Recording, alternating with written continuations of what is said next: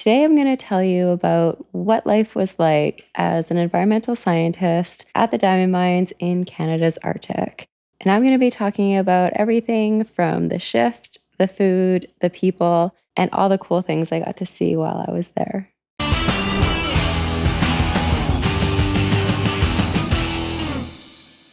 I worked at the diamond mines from 2009 until 2019, and my job as an environmental scientist was to make sure that the mine sites were in compliance to the terms and conditions of their licensing. So each mine had a water license and a land use permit in order to operate. And as an environmental scientist, our job was to ensure that the mine site was in compliance to all those terms and conditions within the licensing.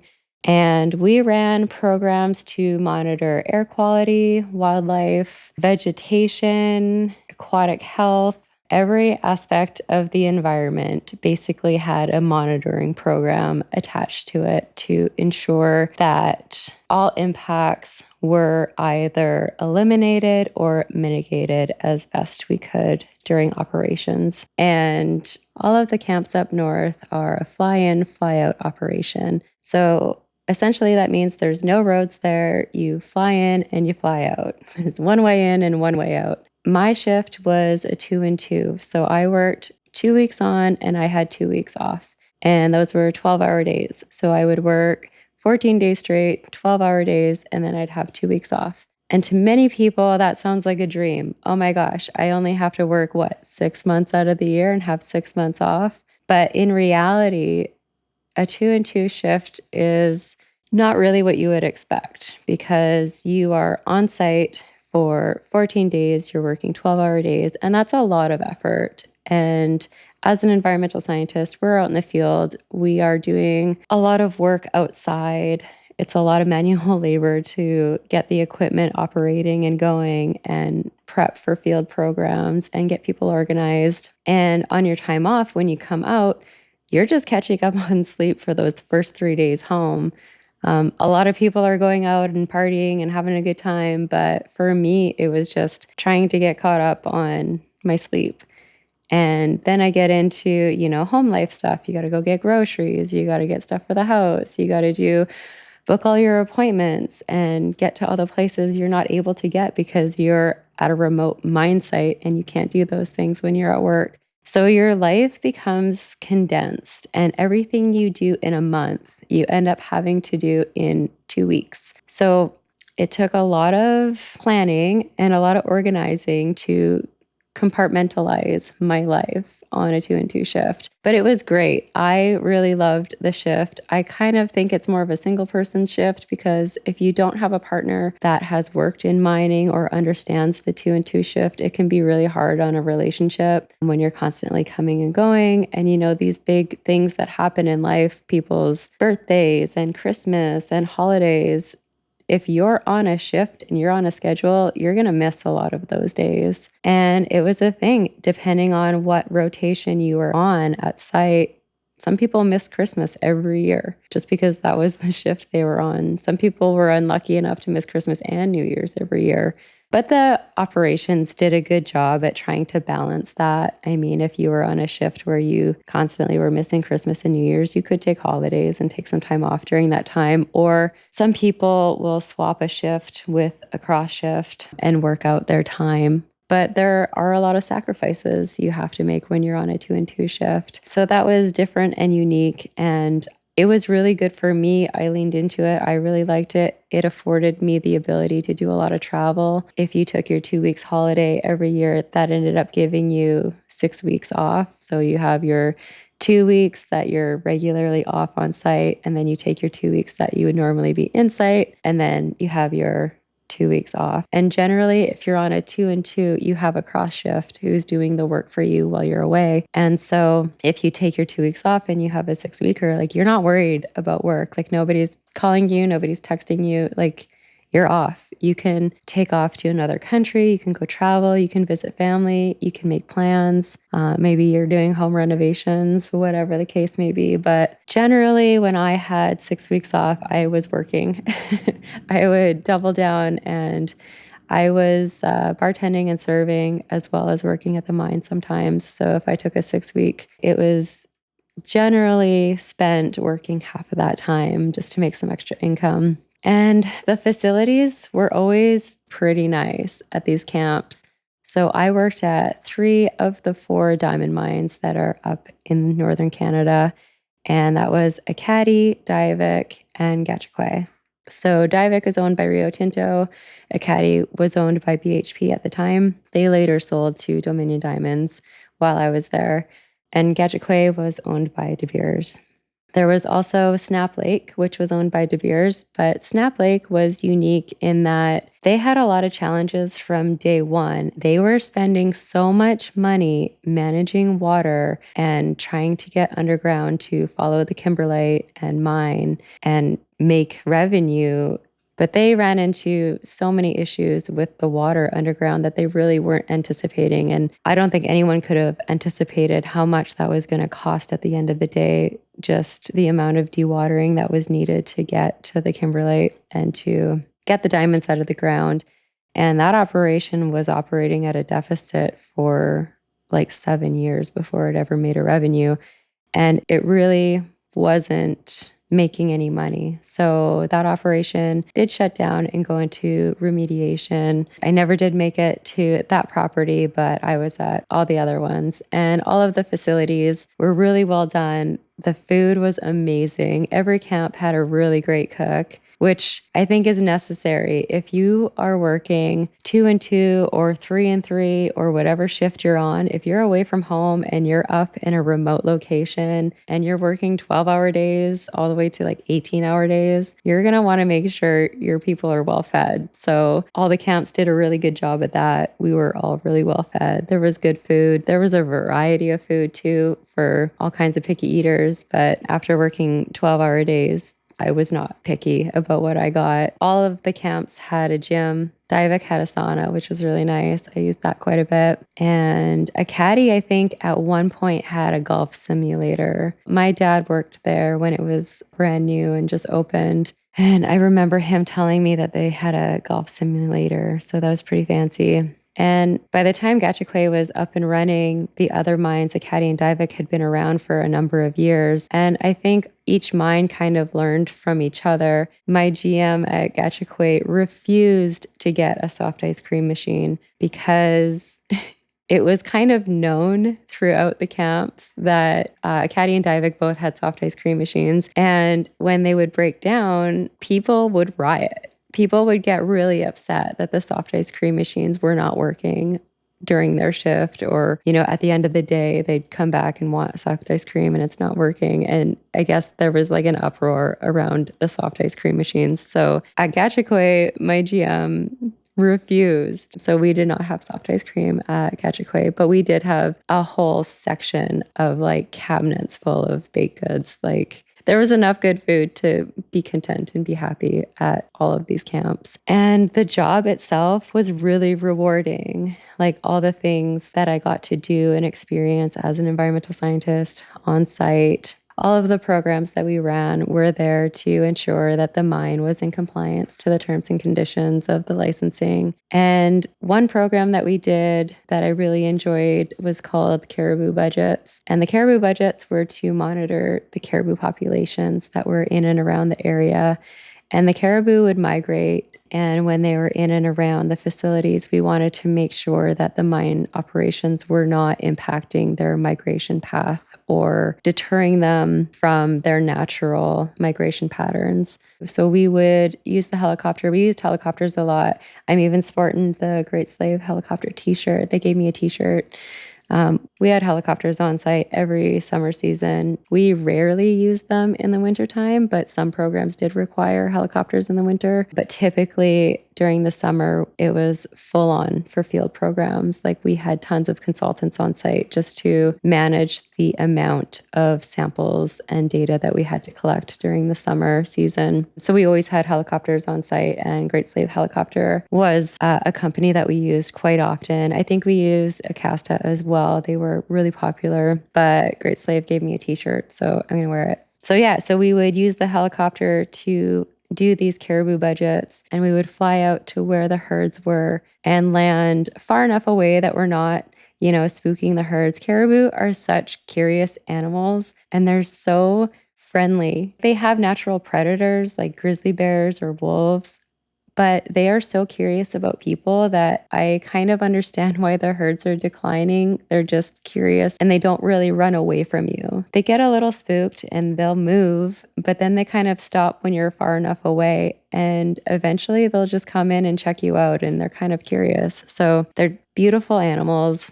And we would take the helicopter and we would land far enough away that, we're not spooking the herd, but close enough that we could get out and walk a little ways and pick a number of animals, maybe 1 to 5, and just monitor their behavior and their activities for a certain length of time. And doing those was really cool.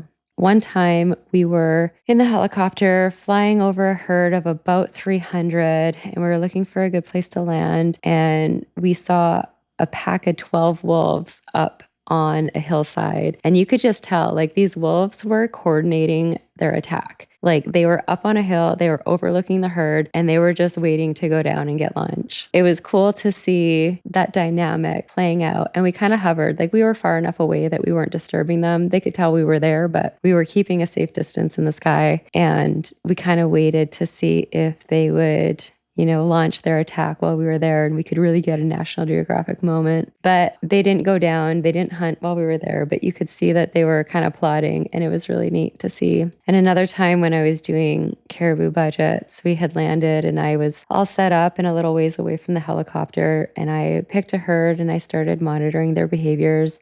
And there was about 4 of these big male caribou that were kind of starting to trot closer to me. And I was like, oh, cool. Like, oh, they're getting closer. That's really neat. But they were coming at me a little quickly. And I started to feel a little nervous because in my head, I'm like, okay, I've never heard of a caribou attacking anybody. Like, they don't really do that. And I'm like, I'm pretty far away from the helicopter. I can't really rush back if they were to come and trample me. And all I have is this little air horn. Like, I don't have my bear spray on me. Is that going to be enough to spook these caribou? I don't know. And all of a sudden they just like keep coming and they're rushing. They're coming at me pretty quickly and they're huge. Like, these are massive. These are clearly the leaders of the pack. And they come right up to me and they just stop like maybe 5 feet away. Like, they're very close, and I've got my air horn, and I'm like, I'm not going to run. I'm not going to move. I'm just going to watch this, but I'm a little nervous. Am I going to be the first person to get trampled by caribou? I don't know. Maybe. And I'm watching, and I just look at them, and all they're doing, they come right up to me, and they just look, and they're checking me out, and I'm looking at them, and they're looking at me, almost like they're circling me. Like, they kind of come around. I'm like, okay, they're not really aggressive, but I'm not sure if I'm safe. But I'm just going to watch. And it was just such a beautiful moment watching these caribou. And when they were done, they just kind of like trotted off. And when I spoke about it to one of the community members that we had on site, one of the elders that we were working with, I kind of told him about my encounter. And he was like, oh, those are the scouts of the herd. Like, every herd will have scouts. And if there's like a threat or something they're curious about, then they go together to check it out. So it was like the 4 scouts came to look at me and then they just went on their way. And it was really cool. I didn't get trampled by a caribou, but you never know. There's always time for a first. And another one of the programs that I really enjoyed doing was our wolverine study. And wolverines are filthy little animals, okay? They love the smell of rot. They like stink. Anything stinky and rotty, they love it. They're opportunistic animals. And we would do this in the springtime. We'd set up these massive transects of just wooden posts that were wrapped with barbed wire and had like a solid base. And we had a lure at the top, like nailed to the top with like some felt. And the idea here is, so the wolverines will be lured by the scent and the stink, and they climb up the posts and they either eat the bait or they smell it. And while they're running up, the barbed wire will grip little hairs. And it doesn't hurt them. It doesn't harm them. It doesn't like poke them. They've got thick fur, thick skin. So once the posts are deployed, we wait a couple days. And these are very remote regions of the mine site. Like, it's not close to the mine. It's really out kind of in the middle of nowhere on the tundra. And the one year that we were doing this, It is very stinky stuff. Like, you have to wear latex gloves, you basically wear a mask, and whatever you're touching, just make sure you don't get it anywhere on your clothing because you're gonna have to burn your clothing. So we would go out into the field to start baiting these felt pieces and creating the bait in the bucket for these posts that we were about to go and deploy. And every day after shift, we'd come back to the office and we'd gear down and get ready to go for dinner. And all of the haul truck drivers and the shift crew would be switching out shifts and they'd be passing our office, like the environment office. And this beaver caster did resemble the smell of marijuana a little bit. Like, it was real stinky. It was skunky smelling. And so you would hear comments all the time, oh, environment at it again. Like, we were the potheads of site. Like, we were the hippies. So when they smelt the beaver caster, they just thought like we're smoking pot in the back. Not the case. Like, site had a very strict policy on drug use. Like, you don't do it. And absolutely nowhere on site is it tolerated. But it was funny. It was a funny little joke. And we collect all the hairs from the wolverine and we send the hairs to a DNA lab in the south. And this analysis tells us what the wolverine population is like in and around site. Like, is there abundance of different wolverines? Are there wolverines that are being attracted by the mine site? Are we pushing wolverines away from the mine site? Like, is the population sparse? Is it abundant? Are there returning wolverines? What is their radius? What is their territory? Is it the same wolverine coming? So we really we take the samples, we send it in, we kind of give it to a lab to analyze and then keep that data for future records to monitor those populations. And we were deploying these posts and I came up over a ridge and right in front of me was this huge gray wolf. I was nervous. I wasn't really sure what to do because I have a whole toboggan filled with these posts that are very heavy and I'm on a sled. So like I could get out of there, but this toboggan is going to slow me right down. And that wolf will get me if he wants to. In my head, I'm like, well, thank God it's only one. But I mean, where there's one, there's going to be more. And we just kind of had this like stare down. In my head, I was like, please don't eat me. And the person, because you always work in pairs, there's always somebody that you're working with when you're doing these field programs. So the person I was working with kind of came up on his sled behind me and I kind of like stopped him. I was like, what do we do? And he was like, oh, he's like, well, just stay still and watch him and see if he comes closer or moves on. And eventually, like, he just moved on. He didn't really care about us. But it was kind of a nervous moment, you know? And because it's springtime when we're deploying the wolverine post, we come across a lot of grizzly tracks. And that was a little like unnerving because if a grizzly wanted to get you and we're on a sled, like they could, we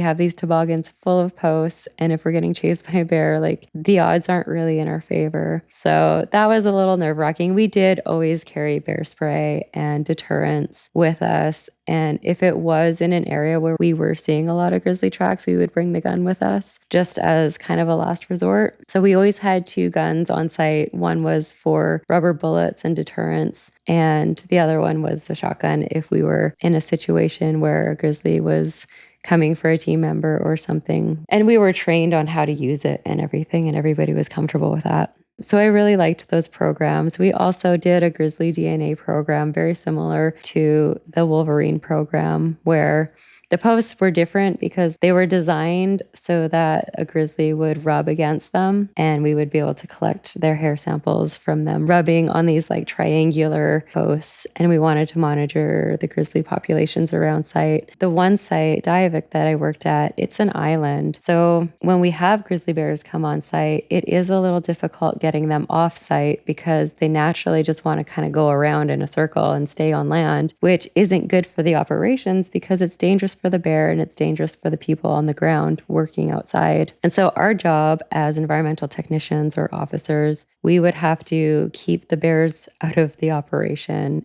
If anybody saw a bear on site, they were directed to call environment, which is our team, and then one of us would have to go and push the bear off of site or just like keep it away outside of the active operations area. And at Diavik, we had a big bear problem. Like they really liked to be on the island. And to be fair, there's a lot of brush and low bush berries all around the operations. So it's not that they're coming in because they want to get into the garbage and the garbage bears. Like there's a lot of natural vegetation that they were attracted to in and around the area. But it was our job to keep them away from sight. And we had bear calls kind of throughout the summer. It was constant. I was always dealing with the grizzly bears. And it was all grizzly bears at sight. There weren't really any black bears because it is the tundra. It's beyond the tree line. There's no trees. So black bears don't hang out up there. But these grizzlies are a little bit smaller than what you would probably find in Alaska, where there's salmon and really good fat resources. Up on the tundra, it's just berries. They're eating, whatever rodents or carrion that they can get.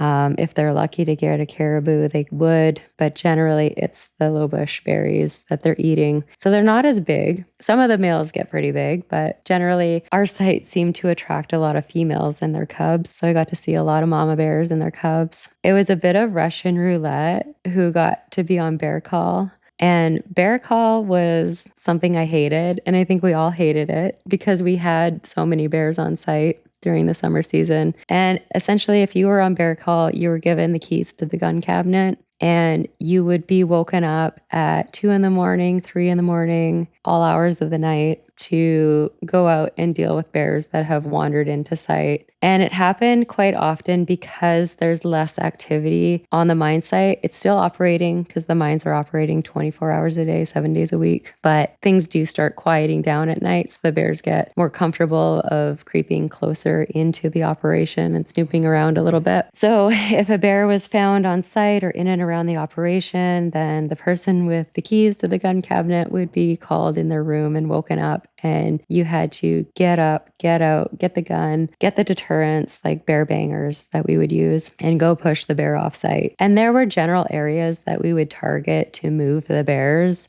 just so that they're away from the active operation and we can kind of monitor them from there. And so that's what you would do. But if you were on bear call, you might be woken up at 2 a.m. You go, you move a bear. It takes you an hour, maybe an hour and a half, depending on how motivated they are to get back out onto the tundra and where you can get your vehicle to fire the bangers to kind of direct them. So you could be out there for a couple hours, but you were always expected to show up at the toolbox meeting at 6 a.m. and you were expected to work your full 12-hour shift. So 6 to 6 is what we worked. And even if you were called out at night at 2 a.m. and you were working for 2 hours to get a bear out of the area, you still had to be at the toolbox at 6. And there was kind of a mention of like, oh, if you're really tired, like take some time. But if you took some time, you were kind of shunned. Like nobody wanted you to take some time. You were expected to be there at 6. So we were always there, even if we were on a bear call. And we would do our full shift. You would get some overtime for that, but overtime doesn't mean a lot when you're exhausted. To be honest. So I hated bear call and we would switch it off. So one week I'd be on bear call, the next week it would be the next person. So it is switched up a little bit, but because we had so many bears on site, it happened often. And it was interesting because if a mom and her cubs were on site, often it would attract a big old male grizzly. And the dynamic would be if the grizzly was over here on site, the mama and her 2 cubs would be down here. And then suddenly the male would move, kind of chasing the sow and her cubs, and the sow and the cubs would go over here. And it would just be constantly trying to get these bears off site. And if it really came down to an issue, like if they were getting habituated or getting a little too comfortable in the area, we did have a helicopter. We used it sparingly because we don't want bears to get habituated to the helicopter, but we would use it to move them off the island and get them swimming a little bit to the other side of the mainland. And that's when, if you could get them over there, they generally stayed off the island for a few shifts. But we did have this one sow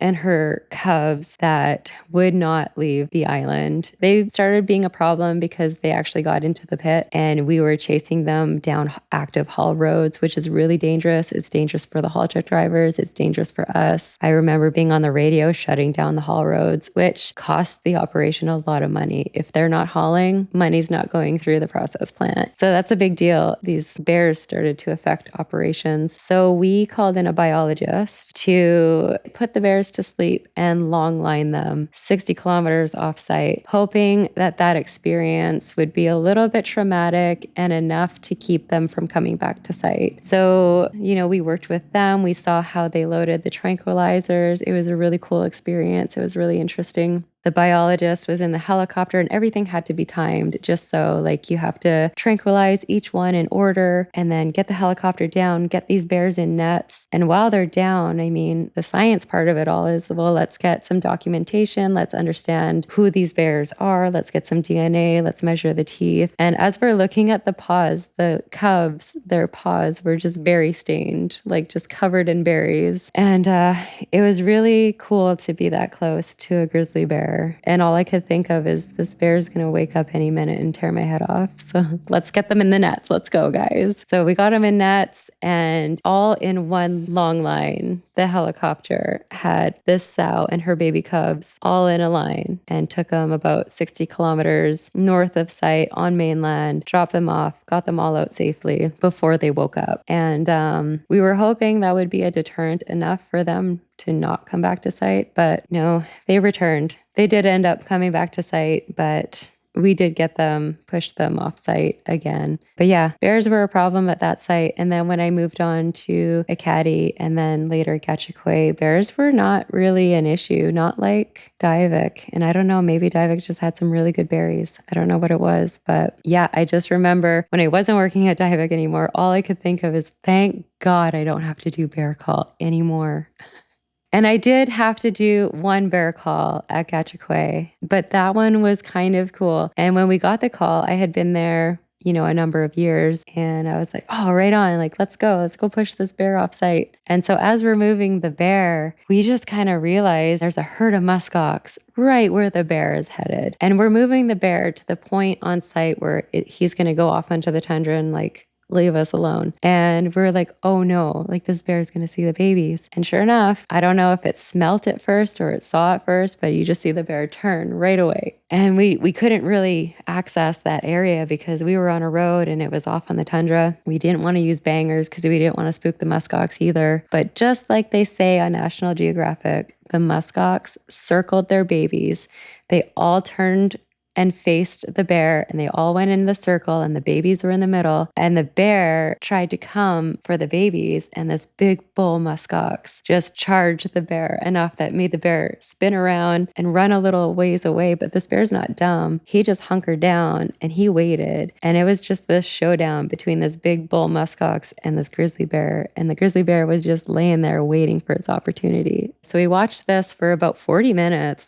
It was the coolest thing I had ever seen. But eventually we had to get back to work and we had to go back to operations. And you could tell the bear was getting a little bit tired at the end of it. He was kind of wandering a little farther away and he wasn't really paying as much attention to them. But we went back to work and the bear wandered off site and kind of left us alone. And Gachagua also had Arctic foxes that I hadn't seen at Diavik and Ekati, but Diavik and Ekati had a lot of red foxes around site. Diavik was so bad at one point, the red foxes were going underground, but that was also because some of the underground folks were feeding them. And it was an issue and it was a problem we had to deal with. At Gachagua, there were Arctic foxes when we were developing, and these guys are so tiny and so freaking cute. The number one rule on site is do not feed the wildlife. Absolutely not. That's one ticket off site. You'll get fired immediately if you're caught feeding wildlife, because the minute you do, they're going to come into site looking for food. They're going to be looking for handouts and it's going to get in the way of operations and it's going to cause a safety hazard for us and for the wildlife. And eventually, you either have to put it down or they get stuck under a haul truck or they get run over or something happens. So number one rule is don't feed the wildlife. But these little Arctic foxes were so freaking cute and they acted just like mini dogs. I could see why people were tempted to feed them, and that did happen at the site. And a colleague of mine actually got the coolest photo I've ever seen. And it was a red fox chasing a white fox. And it was just again, another little National Geographic moment. I'm like, you don't really see that where the Arctic fox and the red fox's habitats kind of collide. And a red fox is much bigger than an Arctic fox. So they do kill them. They will eat them. And it's not good. I think the little guy got away, but it was a really special thing to be able to see. And it was rewarding to monitor and collect data and be out in the element and witness these big, beautiful moments that are on Canada's tundra. A lot of times when we were using the helicopter to get to our sample locations, you would see the eskers from the glaciers and the boulder fields that are from the last ice age. And it's just untouched terrain. It's just beautiful up there. Another program we would run at site was the migratory bird surveys that we would do. So migratory birds would come and hang out in one of the shallow bays at the operation, and this was at Divik. So we would monitor these shorebirds, but in and around the same time that they're kind of passing through, we got a couple calls of ducks that were in the pit. And the first duck call that came in, I was on another field project, so I couldn't respond to it. So a colleague of mine went and got this duck from the bottom of the pit. And the duck that he picked up, it was a mallard. And it was the cutest little mallard I had ever seen because it was so docile. It was so friendly. Like they had photos of it just sitting in the palm of their hand. It wasn't trying to escape. It was probably like stunned and a little dazed, but it wasn't, it wasn't biting anyone or flapping its wings. It was just hanging out. And they went to the bottom of the pit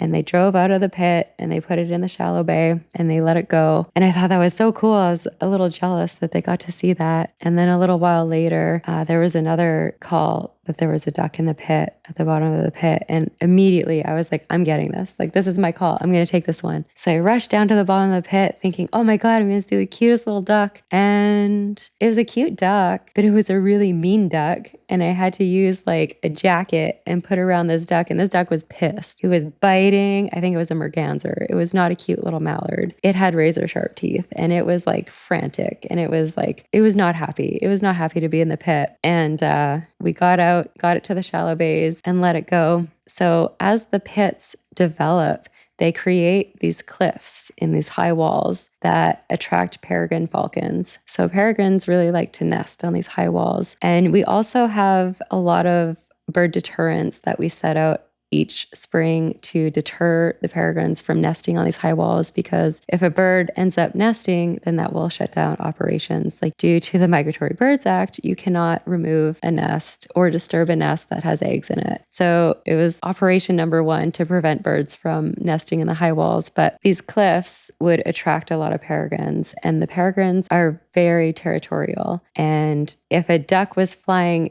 over their airspace, they would dive bomb it and cause the duck to fall down into the bottom of the pit, and it would kind of stun them. So that's what was happening when we would go in to get these ducks out of the pit. So then we started really monitoring the high walls and the cliffs to get the peregrines out. And deterrents that were used would be like cannons, loud noises, scarecrows, even we had out at some operations. But that was a big thing, was to deter the birds from nesting in active operational areas, because they could shut down the mine. Like one nest with eggs in it could shut down operations, which did happen at one of the sites that I was at GK.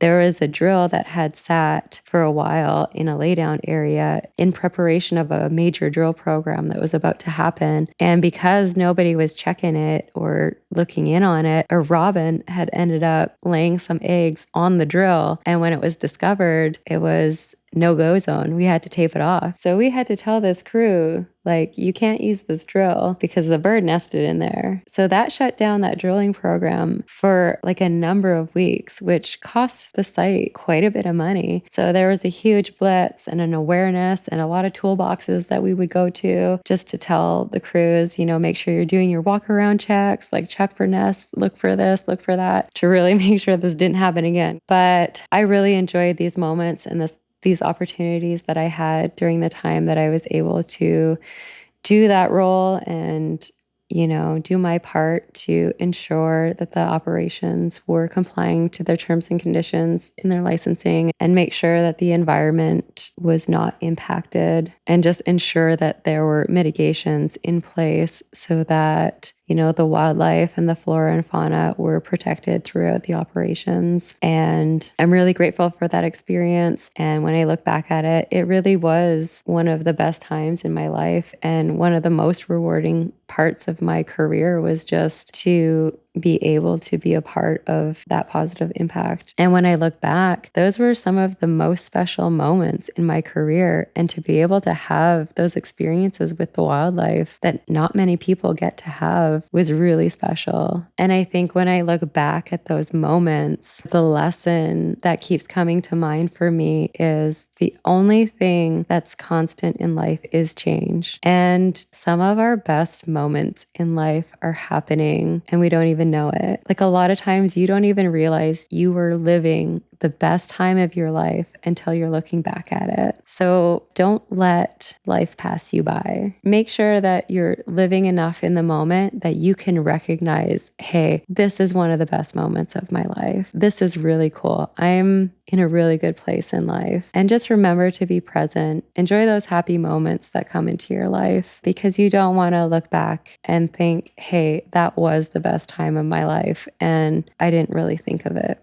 And if you've enjoyed this episode or you're enjoying the lessons, please feel free to like, share, subscribe, and follow along for more.